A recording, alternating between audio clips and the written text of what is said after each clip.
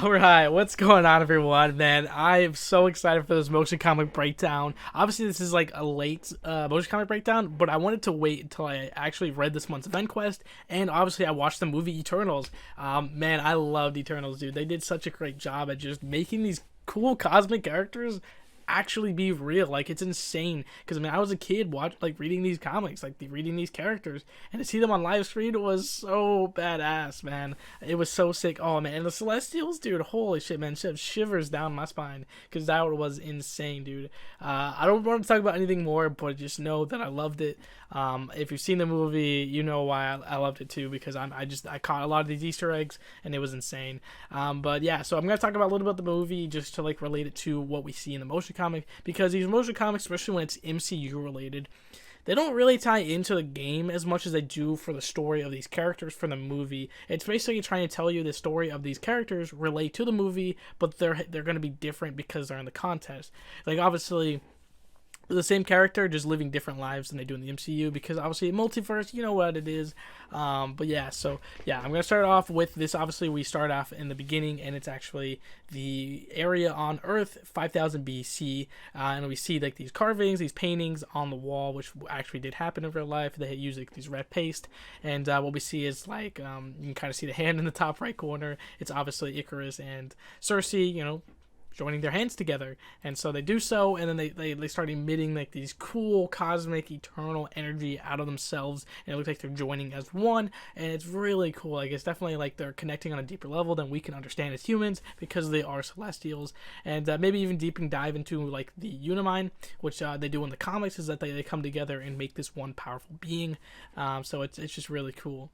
And they're basically talking about how they've been helping and watching humanity through the ages. So we see, I'm guessing this is Babylon, kind of what we saw in the trailer for Eternals. If not, it kind of looks like Samaria, which we have actually guillotine, like her sword was made in that with the goddess of Rishigogol, obviously using the demon Pazuzu to make that blade, which is really cool. So I think this is like, I love it that it's in that area, that Middle Eastern area, which I love to actually pull on to talk about.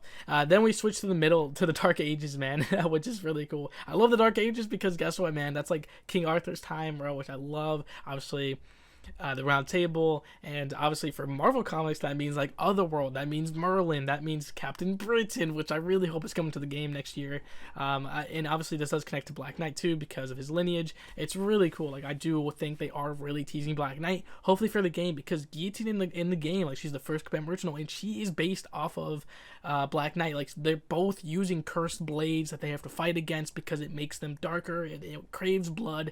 Like, it's just really very similar. And then Kabam Gay, when I interviewed him, he joked about like maybe they'll date because they're so similar. So it is pretty cool that we can have that tie-in, because man, dude, I really thought Black Knight was coming, but maybe next time. Anyways, we switched to the Renaissance area, and we got a bunch of naked people, so skipping off. Now we're in the 1900s. Obviously, we have these factories, these dark smoke, pollutants, all that gross stuff. And then we switch to modern day, and it's obviously they're still suited up in their cool armor, which I love, and they're holding hands. And they start doing it again. Like, they start, basically it looks like they're unifying as one, which is really cool. And they start glowing. But then you look at behind them, and it's like the world is destroyed, because they're talking about like they've seen humanity grow, but it seems like they're going to destroy themselves, which we do see in like the Maestro comics. We see like this world that has been wasted, like it's just a wasteland because of nukes, war, and it's just terrible. And that's what this reminds me of, so which is cool, because obviously we have Maestro in the game, who comes from an Earth where he woke up and it was this war-torn Earth, which I do love because they always pull things like that. And then moving on, we do have them basically going to the Celestial and saying maybe we need to maybe it's time to rise up against our creators, which obviously Celestials created the Eternals. And we see the Celestial, which he does look pretty familiar, doesn't he? If you've seen Guardians of the Galaxy, I think this is Esson the Searcher. I mean, it looks very similar. I mean, literally the same sockets on his chest, and like you have like this arm shoulder pad, which looks really cool. I think this is Esson, the guy with the Power Stone, who like destroyed a planet in like a couple seconds. The Collector was showing the history of the Infinity Stones.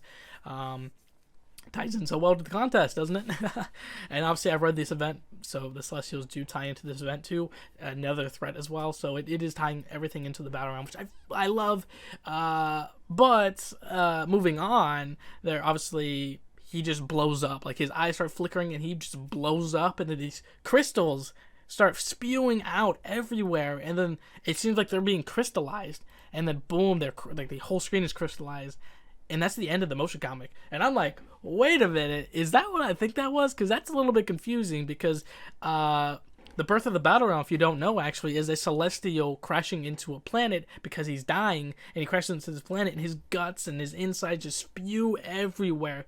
And that's what creates the battle realm, is that ISO energy is basically this form, the part of the celestial, which is never named. It's actually, I'm pretty sure it's created for this game, and he's like this purple. He's got the Jack Kirby design, which I love, and his design, which is this purple and pink, is what basically the color of ISO is. I mean, if you go back to this, that look at that, it's the same color as him, which I've always talked about. Even Kabam Gabe's talking about how we've kind of seen Battle World, which is that planet down there, grow from this planet and shape and change colors and basically upgrade itself from this original color, which we kind of see with Icarus when we had him join, when we had a spotlight come out. Because if you look at the spotlight, it looks very, very similar to him. Like, I mean, look at this.